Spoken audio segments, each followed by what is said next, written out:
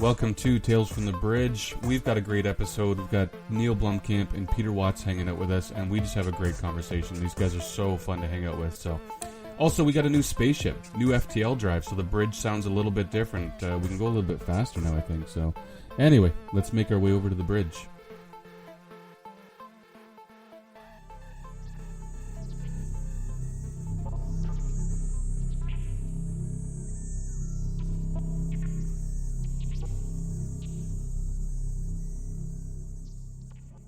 Neill, tell us about District 10.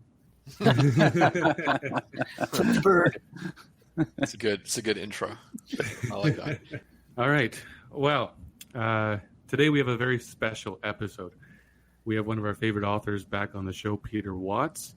We also have the widely known visionary filmmaker, Neill Blomkamp, with us as well. But why do we have the two of them on the show today? We'll definitely get to that. But I do want to start things off a little bit differently. Last time you were on the show, Peter, your phone ringer went off, and there was a Led Zeppelin tune. And I just want to ask you, Led Zeppelin or Pink Floyd? And Jesus. I know that's a big one. And Neill, I know you listen to a lot of music too. So if you can weigh in on this debate, and you can just say the Beatles and you win. But you did say you were going to bring that up again, and you never did. And I thought that I had dodged that bullet. The Beatles are incredibly, actually, like very low on the list for me. Like, truth be told. Oh wow! So I would, and I love Pink Floyd, slightly more than Led Zeppelin personally. The thing about Led Zeppelin is they shouldn't work. Yeah, they seem to break pretty much every rule of making coherent music, and apparently. They were all stoned out of their minds when they recorded Physical Graffiti, which is one of their best. Right. But somehow it works. And I have no expertise in music. I know that Pink Floyd is more classically based and Led Zeppelin is more blues based. But Pink Floyd doesn't feel classic. Well, I mean, it has like a surreal element to it that I love. It's just so... It's very trippy. That's very true, but Led Zeppelin almost defies you not to like it. And there's a lot of Led Zeppelin I do not like. Mm-hmm. Like Whole Lotta Love and Dazed and Confused, I think are boring, overlong.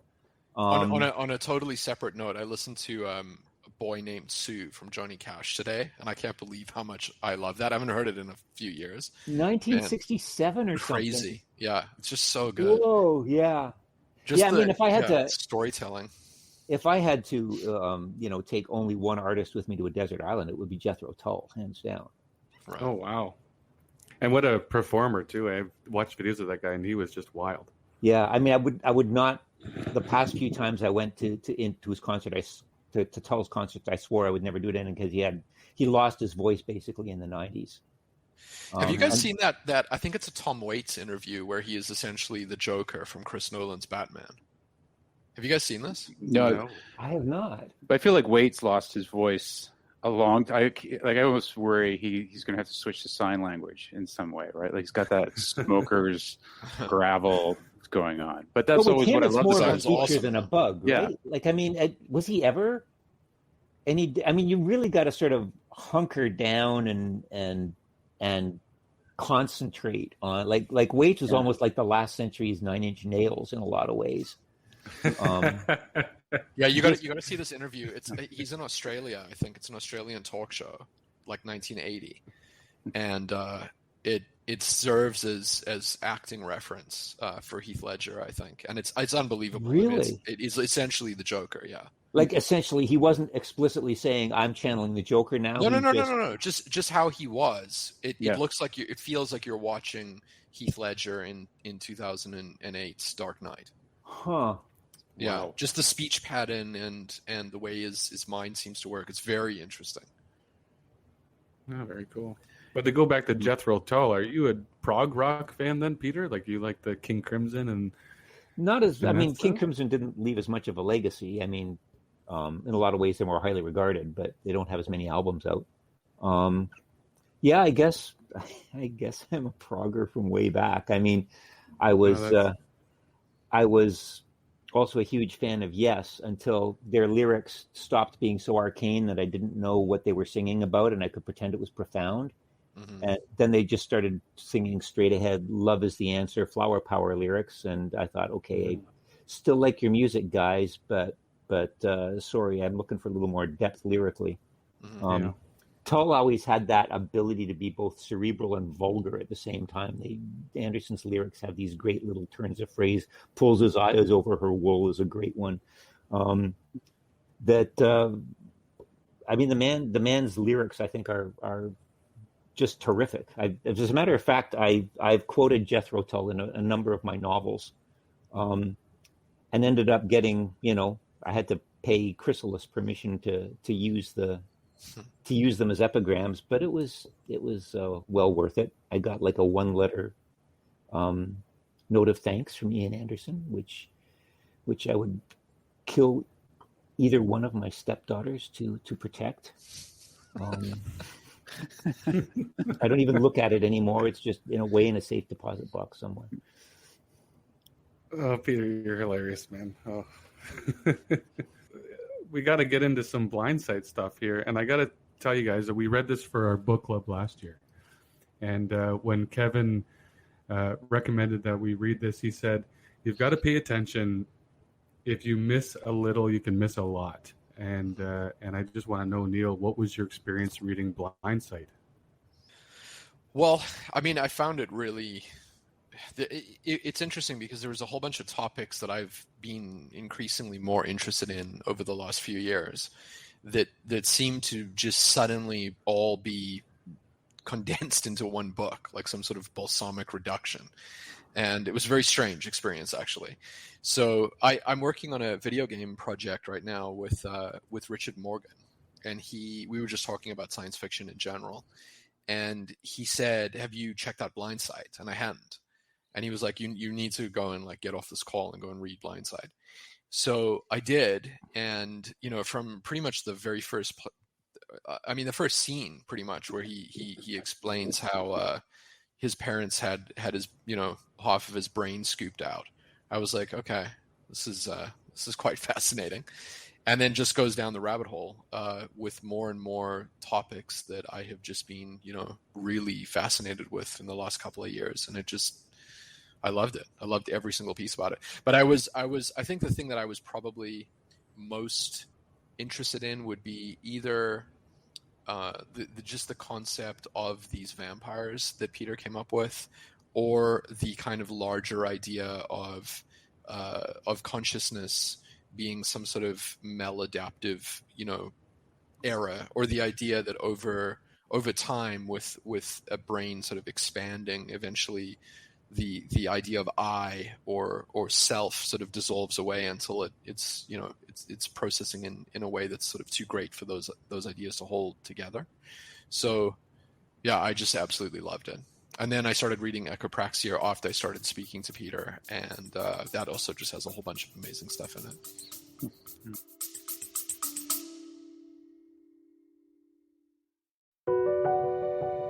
Ever wondered what it takes to make it in the movie business? Peel back the curtain with 4-6 Success Filmmaking. 4-6 Success Filmmaking is where filmmakers share their stories and the secrets. It's beyond competitive out there. There have been movies that it's taken me 10 years to get made. Don't wait to create. Like, you've got to just keep making stuff.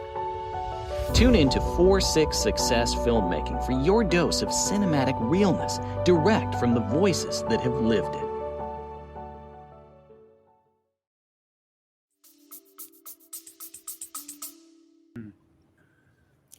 We always look at Peter's work as hard science fiction. Mm-hmm. Like as a filmmaker, what are the challenges that you face in bringing hard science fiction into screen?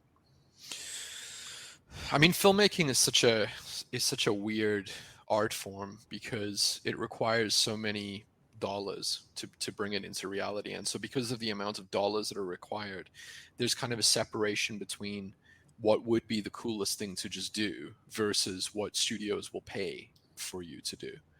And, there's this constant tug of war. And that's why you end up with such boring, predictable movies, because it's just the nature of how economics work.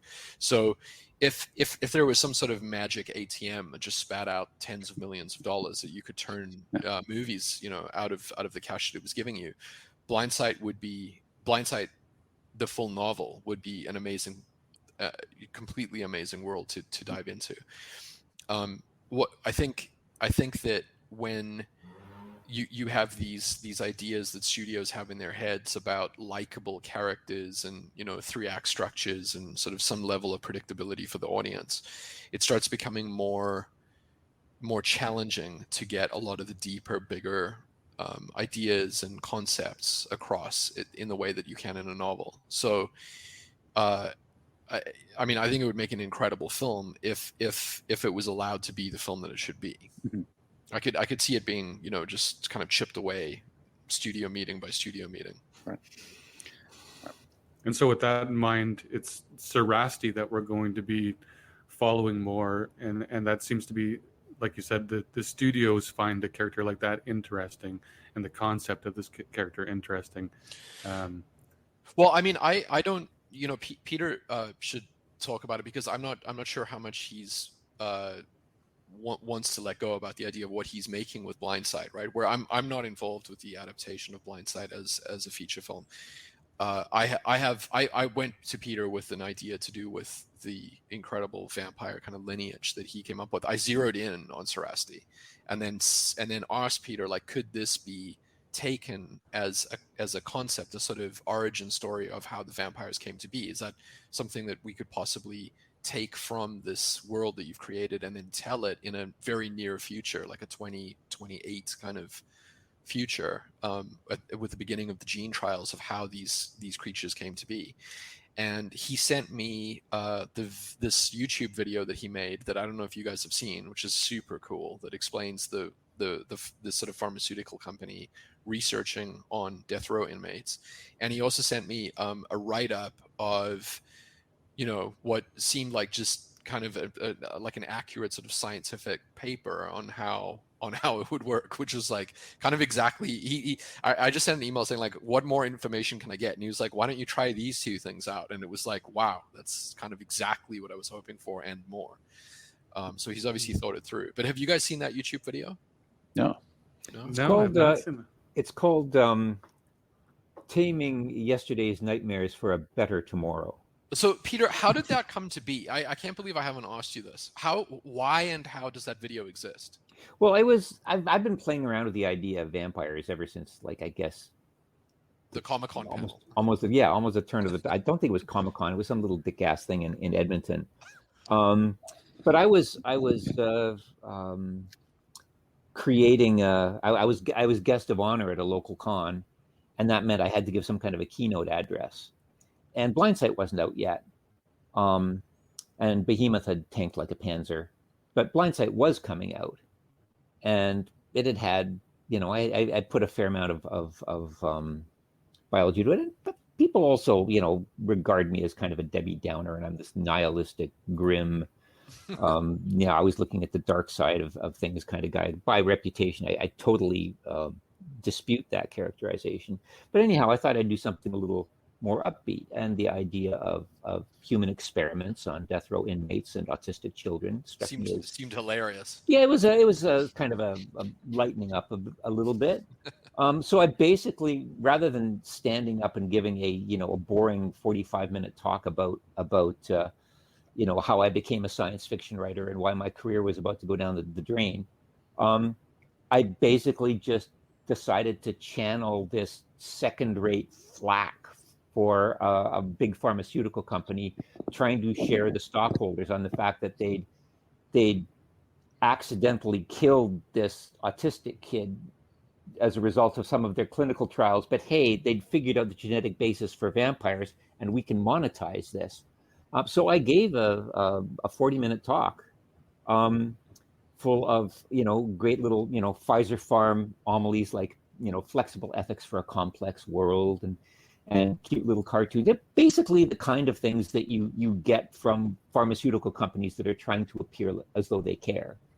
And I gave this talk, and it went over very well. But it was a small, obscure con, and I gave it again, I guess, down at by request down at ReaderCon back when I was still allowed to go into the States.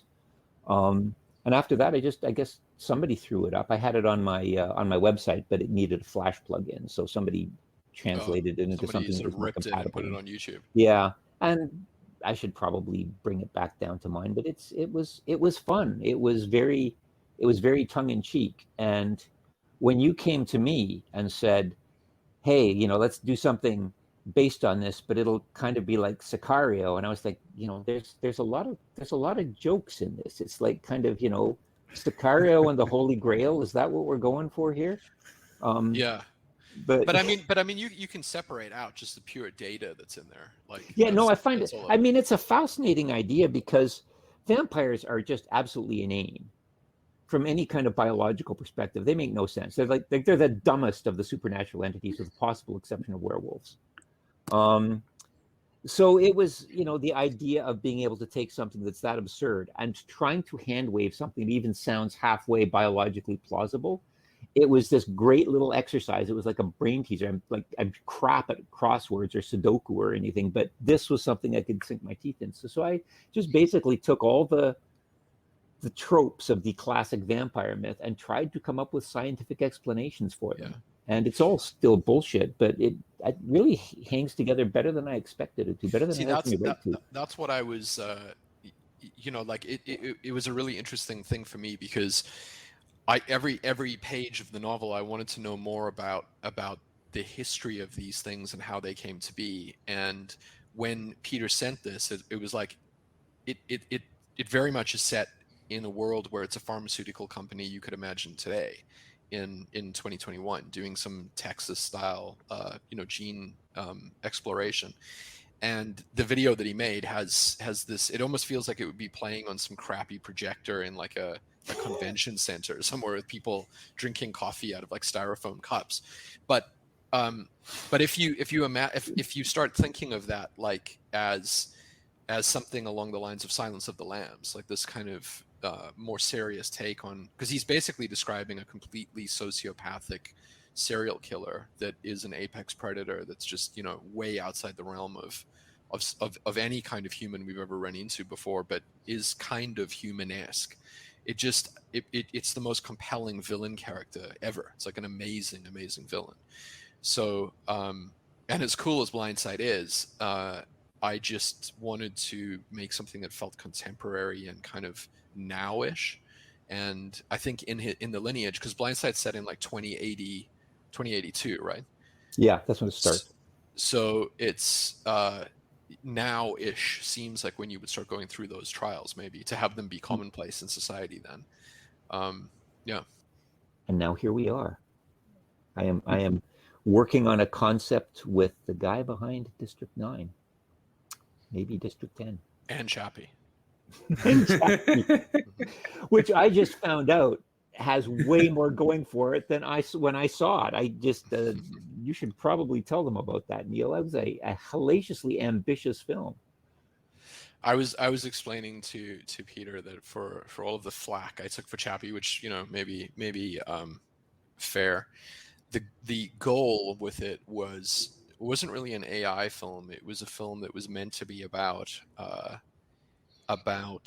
these philosophical concepts, or even Gnostic concepts of like the act of existing, the act of birth into the physical world kind of makes you impure. And so AI was a metaphor for a soul. Could have been a baby, could have been a human, but by becoming sentient, by becoming material, you sort of begin this process of decay and defilement in the world. And I wanted to take those concepts and marry them up against the most irreverent, insane, Die Antwoord seemed like a bunch of South African rappers would be it would be so far away from those deeper philosophical concepts that these two things that should never exist together, like that was what the enjoyment of the film was to me, was that those two things were in fact existing together in a way that they shouldn't. And most people rejected those two, I don't know whether it's two tones, but those two ideas living inside of the same box. So Right. yeah, but I mean, in order to have to explain it for people to get it is maybe not the best thing. Tell me about Oats Studio. Do you like you were trying to reduce you were releasing shorts on Steam? Is that still going on? Yeah, I mean, we're not at the moment. We're not making or releasing anything. We're trying to figure out how to financially make it self-sufficient so that it can keep doing what it was doing, and that seems to be like there's some interesting stuff on the horizon that may essentially what I want to do is I want to create a place where we can just kind of make whatever we feel like making and put it out to an audience and not really have to justify too much stuff, which is very different to how Hollywood normally works. So it just requires thinking about different kinds of revenue models of how that may work. And there is actually some interesting stuff now that we're starting to get into that may yield a way to be able to go back and continue doing it. I love this stuff. The whole period of Oats was super cool. I mean, we had a whole bunch of people that were very talented artists in different fields, and the idea for it was kind of like this, almost like a warehouse that would just make films, where everything was under one roof, which is not really how the film industry operates. Like the film industry is normally a bunch of nomads that come together for one film in one particular configuration, and then they're broken apart and they go off, and that exact configuration will never return again. And Oats was meant to be a place where everyone, like a lot actually, like a video game studio or something like Pixar, a classical or computer animation studio, where no one really leaves the job. Like they're all under the banner of Pixar. And I just wanted to do that with live action, and then I also wanted to do it in a way that it wasn't making traditional films that have all of the sort of traditional requirements and traditional releases about them. It's like an innovation lab. You see that at tech companies all the time. You throw something against the wall, see what sticks. I mean, it's a good model. It just I think it takes a little bit of leap of faith, eh? Mm-hmm. Well, there's also one other element, which is if you're throwing stuff at a wall and seeing what's sticking, whatever sticks, I don't want to have turned into something that's made in Hollywood. It's never meant to touch Hollywood in any way. So if people think Raqqa is cool, it's like Raqqa shouldn't be made into a film within Hollywood. It should exist kind of like the way the first one exists. Just Why? Just because it has a short? Because as soon as you're in Hollywood, you're talking about 3-act structures and a very particular running time, and it comes with its own set of boxed in parameters. So and you kind of watch films and TV expand and contract depending on what the given technology of the era is. Like black and white sitcoms were sort of radio plays initially, because coming out of radio, people didn't really know what television was, and then it evolves, and it's like you watch that happen again and again and again. So something like Steam or something like YouTube, I mean, less Steam now. That was part of the problem, was Steam killed video on their system, right. Which is what led to a bunch of issues with us. But something like YouTube, it's like it can be whatever length you want it to be. It can be anything you want. And if you think of large science fiction worlds, that seems like a very interesting way to look at it. That it could be 2 minutes, it could be 5 minutes, it could be 8 hours, it could be 2 hours and 17 minutes, it could be anything.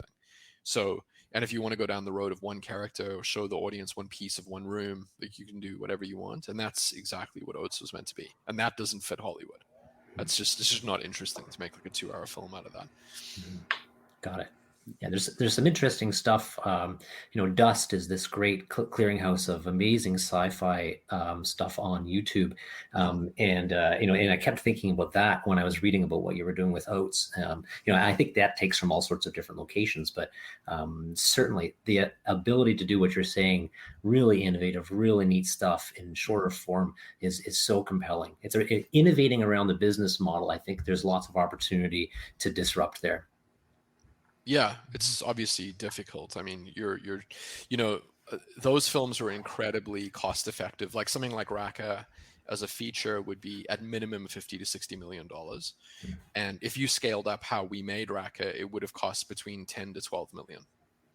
So it's like about $100,000 to $125,000 per minute of content. right? Which is really, really low. But another way of looking at it is racket costs between 2 to 3 million. So it's like, okay, well, where does 2 to 3 million come from each time you want to make one?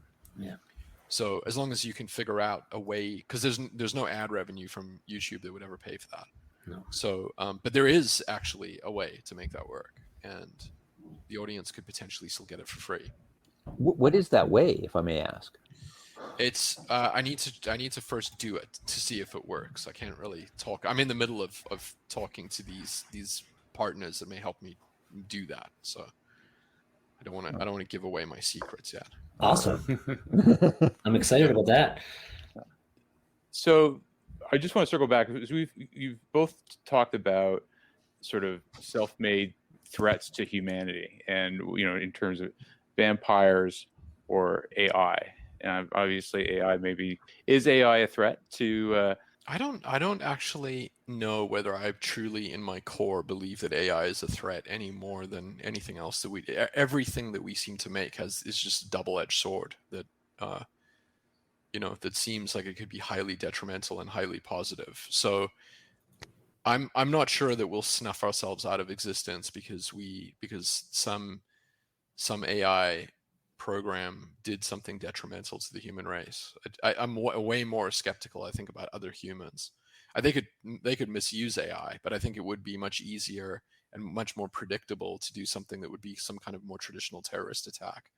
I think a bigger threat is ourselves, in the sense of like overpopulation and just using resources to the point that the system can't sustain it anymore, and then having some kind of Malthusian collapse in terms of resources and the economy starting to stutter and then break down, and then the society breaks down once the economy breaks down, and I think that's quite realistic. But I don't know in my core being if I believe that it's going to be because some rogue AI just went mental and fractured the whole system. What do you think, Peter? Yeah, I agree with you pretty much down the line. I think that in the near future, our major problem is not so much emergent AI as it is the assholes who control the AI to manipulate the rest of us and impoverish the rest of us. In the longer term, and I think we got into this a little bit in our last session about whether or not AIs would have survival instincts and so on. But in the longer term, again, along with Neill, I don't think it could be an issue because current models suggest that, following a business as usual trajectory, civilization will probably collapse around 2040. That will be the beginning of sort of a global infrastructure failure. The world's arable land is going to be completely exhausted by 2050. We thought we had until 2070, but it turned out we were too optimistic. Is there stuff that you can do with that with synthetic, like nitrogen and fertilizer? And I mean, there must be some sort of additional years that we could squeeze out with technology. You may be able to buy some time in terms of reinvigorating the soil. You also have to worry about the fact that there are a lot of plant pathogens out there. There's a kind of wheat rust that apparently is resistant to all forms of fungicide that's currently sort of creeping around the Mediterranean and the Middle East. And I've seen suggestions that it could take out the entire world's wheat supply inside a decade. But also that kind of thing actually, in a sense, it still doesn't matter, because even if you assume that there were no pandemics and no crop viruses and nothing that was a sort of outlier in that sense, even without any of those things, there are too many people putting too much strain on a system, even if it worked. Yeah, I mean, it's we are the only continent that still has a positive growth rate is Africa. But the problem, of course, is that your average Africa dweller has a much smaller carbon footprint than your average North American.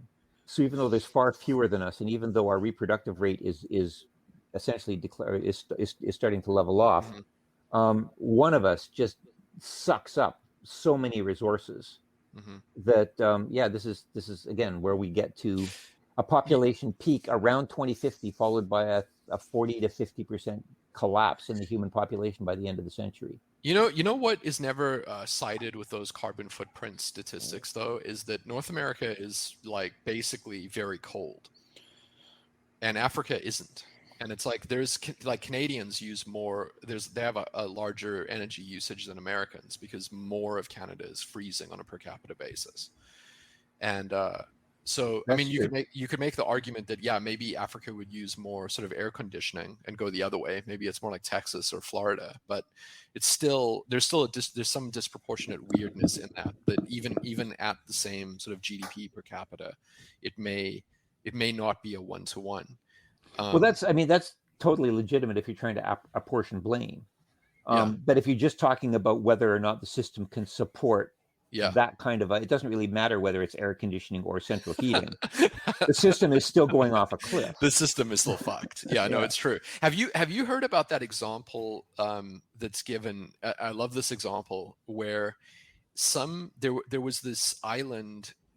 I think it was in the South Pacific in World War II, and the Americans used it as a base, and they introduced there was some sort of game, like North American game, that they put on the island that they were using as venison, basically, for the troops.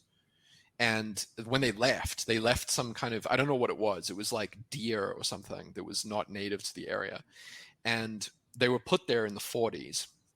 And some sort of biologists studied this foreign, mammal grouping on this island, and the curve of their population basically was like an exponential rise.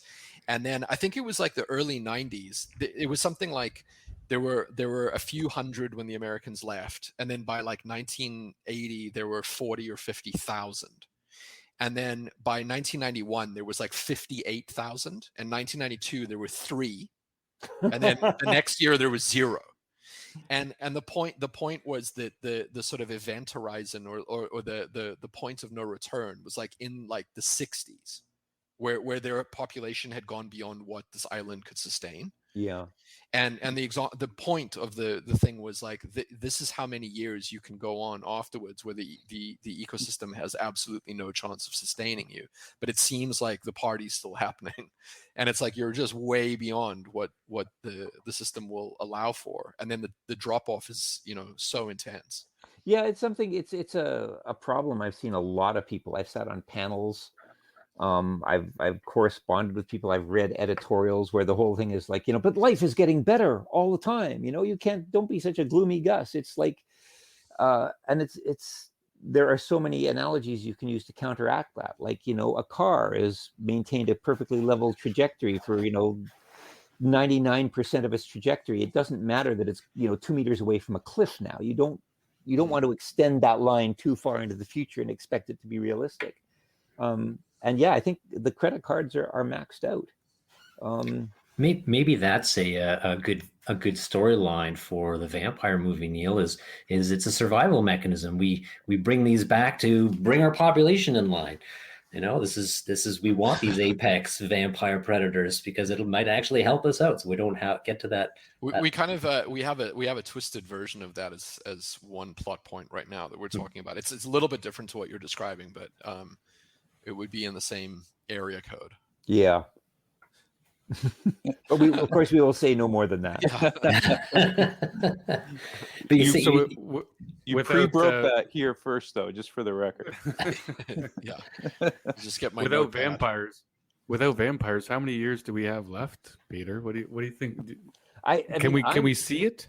Yeah. No, I am not an expert. All I can do is read experts. I think it's telling that the IPCC had to leak. They felt they had to leak the second part of their report before it was supposed to be advanced because they were afraid that the political interests would downplay how serious the situation was. But also, it's the end. Maybe the end of civilization, but it's definitely not the end of the human race, though. No, we're a pest species. We're everywhere. Yeah, we're not going anywhere. It's just kind of like the structure now, the way that the world looks at the moment. Probably 100 years from now, it's not going to look the same way at all. But wasn't there wasn't there an asteroid strike or something kind of around the Ice Age that brought the entire human species down to like 1,000 mating pairs? Do you know about this?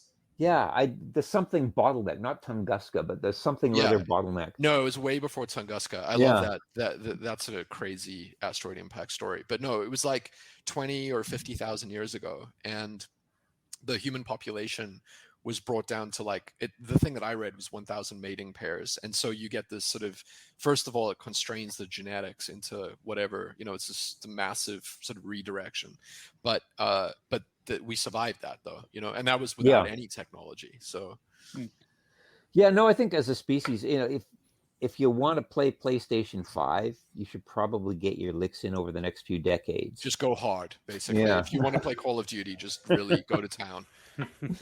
But other than that, and I really, what are either of us, why do either of us sit in judgment when, you're working in a video game company, I'm working on a VR video game? Oh no, I'm part of the problem. Like I'm not judging anything. I'm just like on the roller coaster ride, Yeah. I'm like pushing the roller coaster. Yeah. No. Yeah. At some point, I gotta say, for a large chunk of my writing career, such as it was, you could argue that while I try not to go too much into polemic, you could argue that the subtext of my books was, holy shit, people, we've got to slow this train down before we go off the edge. And then about, I don't know, over the past 5 or 6 years, the subtext has been more, go down with your teeth in the assholes' throats. Don't let them get away with it. But the higher level takeaway for me is on a biological level that there may not be a reason or a justification for sentience at all. Yeah. Intelligence is one thing. Obviously, you can see the advantage in problem solving. Yeah. And a lot of people disagree with us on that. Self-awareness is the issue, though. Potentially, like because it raises philosophical concepts then about the nature of why does anything exist? If nothing is here to observe it, then why does anything exist at all? And that presupposes that there is a why. That presupposes some kind of universe that has a point or a purpose to it. Yes. And that's basically a religious perspective. Yes, which I would subscribe to, I think. Yeah. Because otherwise there is no point. But why does there have to be a point? The universe seems to be behaving according to the way it would if nobody was in charge. Yes, which I agree with. It's a completely indifferent universe. Yes, I totally agree. And in a situation I also think that like if we that, weren't here to observe it, it wouldn't exist. I guess my question is, do we need a point for things, or can we just say, okay, existence is meaningless except for the meaning that we attribute to it ourselves? I'm going to spend my life rescuing stray cats. I agree with that. All I'm saying is that without attributing a point of view to it, and there is no point of view, aka there is nothing. If you just have a bunch of intelligent but unaware organisms on a planet consuming, meat or vegetables and using solar radiation to keep the system going, there is no point to it. Yeah, no, you're right. It's a fucking bleak perspective too. I find it a disheartening thought. Yeah. I like being conscious. I like looking around. I like being swacked on the beauty of nature and the vivid colors of a sunset. I think all of that is great.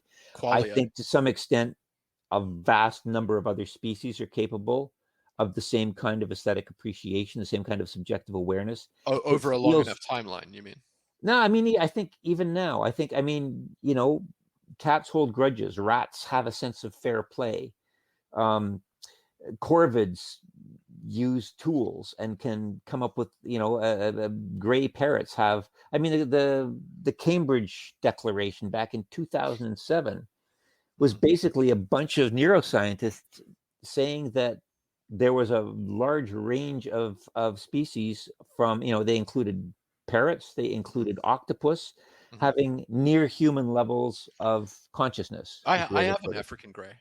Yeah. Yeah, I do have an African gray, but you know what is because my wife is really into birds and animals, so we have an African gray. But what is equally intelligent, I think, well, equally intelligent feels like crows, because she's kind of like, we have some wild crows that she's kind Yeah. of gotten to be familiar with her. But what seems more intelligent is a raven. Ravens are like insanely smart. Well, they found just the past few years, like within the past 5-6 years, and I'm amazed that they didn't know this before. It turns out that birds, corvids at least, which would include your ravens and your crows and your magpies, I think. Yeah, their neural density of their brains is 3 times higher than it is for mammals. Mm-hmm. So they got these tiny brains, but they're really they're packing packed. the transistors on board, right? Yeah. And that explains. I mean, these guys, they know, they can figure out math, they can figure out language, they Logic. can. Yeah, they have some amazing. I've seen videos of crows figuring out Archimedes' principle to get a peanut. These guys aren't, and I think we, because we are so human centric, I think we vastly underestimate the cognitive capabilities of other species. Well, why is it that that when we speak like this and say that it doesn't really matter, just to kind of go back to why are you a downer? Why are you a naysayer? Or why do people feel sorry for you when you do say there's not really a point and we don't know what's going on, and if we didn't exist, nothing would exist? What is it about humans that really need to have something more? Why is that so important to? And it's the majority. It's almost everybody. Why is it that we? Because I get this all the time. Yeah. I mean, it's a case of it renders everything meaningless otherwise. So we have to attribute meaning to it. Otherwise, your whole life is meaningless. But I guess the question is, why should that bother? Why should that bother us? It's an interesting question. Like, where is the evolutionary pressure to force us to impart meaning on things? Why can't we imagine a species that was perfectly happy being intelligent and aware, and also recognizing that there's no but you could make the argument that all animals that are non-self-aware are like that. Like, if I think of my dog is pretty fucking happy. Right, like he's just stoked. He doesn't want this simulation to end. But I mean, I actually do come out of it on some kind of a religious end of the spectrum, I think, where I do think that everything is in the eye of the person observing reality, and like, the sort of the double slit experiment kind of what is it? Wave versus particle, wave particle duality. No, yeah, but what's the wave function collapse called? Or it is wave function collapse, yeah, I guess. It's like the observer crushing all of those potential outcomes in some sort of a quantum superstate of all outcomes compressed into one acted outcome.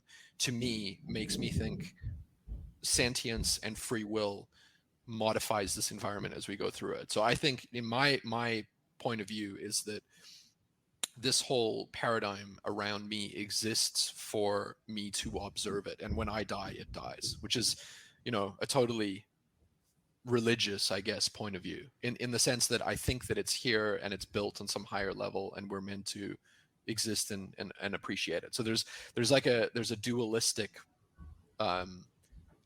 some sort of soul is injected into the matter in a way that I personally believe. And my brother is a total, he would be saying something similar to what Peter is saying, which is that when he dies or when I die, all of this is still here, and it could all still be here without any sentient thing observing it, and the machine would just continue to chug on. And that is a colder, darker reality than the one that I think that I live in. Although I'm not. Are you saying you regard yourself as a kind of Boltzmann brain? I'm saying that there's an element. You can look at reality in two different ways. You can either look at it from the sort of the mononist kind of singular point of view of, or I guess a materialist would be a better way to put it. Pure materialism. So materialism is just you run electrical currents through a brain and you get this emergent sentience, and when the sentience dies, all of this rock and gravity and everything else is still here, and it'll be here until the universe like goes through heat death. I think that all of the laws of physics and everything that are here make sense, and they do seem like they would continue on after I die, but they're only here to provide structure and a way that I can understand the world. And when I die and my observation ceases to exist, everything dies with me. So we are all simply phantasms of your imagination, is what you're saying. I think in some way. You're the only thing that exists. Yeah. I don't know. That might be a really helpful attitude for a movie director to have. I mean, it is. Yeah, it is solipsism, and it is a solipsistic point of view. But it's also, I think, kind of closer to religion too, because you're, if you come at it from a sort of Catholic or most religious points of view, it would be that there is purpose, and there, that you are important in the machine. I don't know whether. It's hard to know what you actually believe when you get that deep with things. Like, do I actually believe that everybody just disappears and the lights turn off? I mean, maybe. I also don't believe time is linear either. Let's put this to the test then, okay? You love your African gray. You love your wife. You love your dog. Yes. I don't know if you have any children, but if you do, presumably you love them. I have one daughter, yeah. Okay, so let's posit a scenario in which you die. Okay. And after you die, I tell you, I'm going to mow them all down in a hail of machine gun fire. Mm. But I'm not going to do that until you're dead. I mean, you see, what would happen? You should not care about that. You should not beg me. But there's a possibility that because they won't exist after. There's a possibility that I'm wrong. So then I would have to kill you before. Before I go, I would have to take you out. It's always a loophole. Now this is game theory. Just finish your project first, so that we can read and watch it. Yeah. Yeah. Then you guys can go ahead and kill each other. Yeah, then go for it. Yeah. And families. And film it. We must film it all. Yeah, no, I would definitely. I mean, I would have to act on that. Like, my hands would be tied. I couldn't see them getting killed, so I would have to act first, just in case. Mm-hmm. Just in case, exactly. They discovered about a year ago a neutral switch in the brain that kicks in when you are confronted with reminders of your own mortality. We're capable of internalizing on a gut level that other people die. But when you're shown these little subliminal suggestions that, put you in conjunction with like words like death, your brain goes in kind of cognitive neutral, emotionally, and literally it makes sense. The clutch goes off. No, and it makes total sense. That has a certain. I think that has a relevance to how we have to be able. We were smart enough to be able to perceive mortality, and we know that that's a bad thing just because our instincts tell us we want to keep living. Yeah, isn't there's another theory which I believe is very true, because I mean, maybe this is a paradox where neither of these should be able to coexist, but maybe they do coexist, because I think what you said is true, but I also think there's this other theory that says that pretty much every decision that you make, and this kind of low-level anxiety that humans just live inside of all day, every single day of their lives, is motivated by this constant ticking clock of a subconscious knowledge that you're going to die. Have you ever heard of this theory? No, but I can't remember. The feeling is very familiar. I can't remember what it's called. Nihilism? Is that nihilism? No. Woody Allenism? No, it's an actual like you could fit it into like the DSM-5, and speaking about dark triads or Machiavellianism or psychopathy, you could psychologically quantify it in a way that humans process each decision that they make and everything that they do and the way that they move through the world with this kind of background reminder all the time that they're going to die, and there's this ticking clock. And so it's almost the reverse of the brain going into neutral, but I kind of almost feel like those two things can exist simultaneously. But when I read it, I was like, that makes a lot of sense, and people's just base anxiety and sort of neuroses are fueled by this. I don't know. You may be right. It does. It's hard for me to see how those two things could coexist. And I still feel. I'll look it up. I'll email it to you. I recognize intellectually that I'm going to die. I don't think in my gut, I really feel like I will. I mean, it's easy for me to stand here and say, "Oh yes, of course I'm a mortal mammal. I'm going to die." But you don't actually believe in my gut. I think I'm going to live forever on a on a gut level. Your brain just like flicks that switch and just doesn't let it be real. But maybe that line from the internet? Everybody thinks they're going to be Mad Max. Nobody thinks they're going to be one of the skulls piled up in the background. Yeah. Oh, yeah, that's true. Yeah. But the idea that you would just wink out and it's done, there's a lot of history of struggling with that. Every time we go to sleep, we wink out. Mm-hmm. Yeah, like my trips down pessimistic philosophy lane have some hilarious,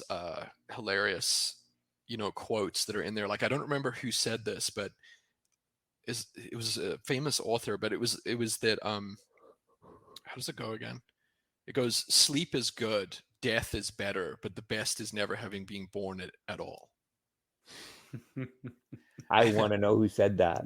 It's quite well known. I mean, and like Tolstoy would walk around like he had to remove everything on his farm that he could kill himself with, right?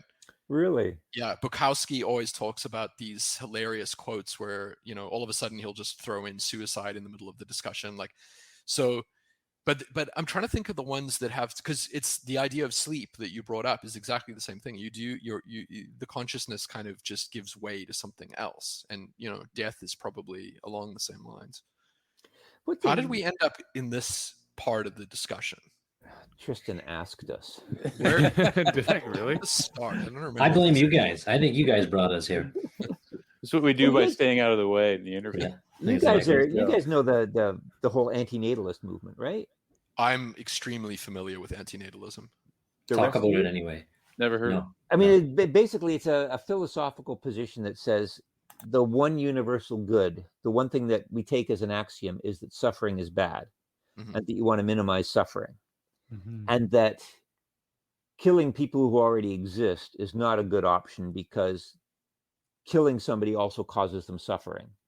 To me, I think there'd have to be some kind of algebra, like, if you kill them quickly versus you kill them slowly, and how much suffering you're avoiding, how early or late you kill them in their lifespan. I don't know, but I'm just relating what I understand of the philosophy. And that the best way to minimize suffering in the world is to simply stop reproducing, let us all die off quietly, go quietly extinct. And it's not a position based on humans are assholes that deserve extinction. It's not the universe would be better off. But it doesn't really have anything to do with humans in a way. It's just sentience inside the meat prison. It's suffering is bad. Yeah. And if suffering is bad, that if something is never born, if something does not exist, it cannot suffer. If something is alive, by definition, it's going to suffer unless you're just constantly pumping it full of which is also part. It's also part of the definition is that there's sort of a net negative overall of existence rather than a net positive. Yeah. So therefore existence is suffering, and therefore no new sentient organisms should be brought into the cycle. So antinatalism is advocating for no more human beings being born, and also it extends to animals as well. David Benatar from South Africa, is from the University of Cape Town, is like one of the main antinatalist philosophers out there. But I spent like 3 or 4 years in this kind of stuff, and I feel like I'm coming out of it now. So I really liked Suicide Squad from James Gunn. I feel like I want some fun shit, like. Yeah, I think that would I be like good that for me. too. Yeah. Well, very cool. We've held you guys here for 2 hours, and I mean the great thing about these sort of conversations is that you kind of get to go wherever you want. We're not a press junket, and we're not, though we do want to see what's happening next in your creative path. These are the conversations we kind of live for on our podcast, because it's the deep geeks who find us. But hopefully a couple of years from now, the some version of the vampire that Peter came up with will have been viewed by some members of this audience, which would be pretty cool. So hopefully we end up making this. Yeah. Right on. Well, thanks, guys. Well, thanks for joining us today. We really appreciate it. That was fun. Thank you. And I will hold you guys to that beer. Yeah, we're doing that.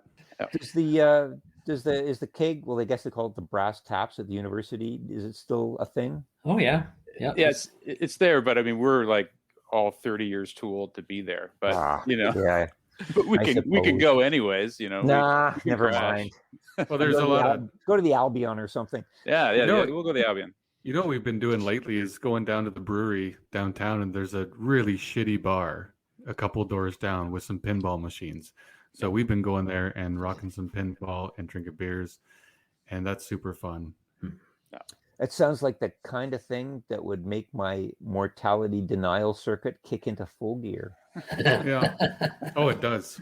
And it makes you feel like a kid again because you're playing a stupid little game with lights that flash and you're bouncing a ball around. So that's really all the human brain wants. It's just that. I think, balls and flashing lights.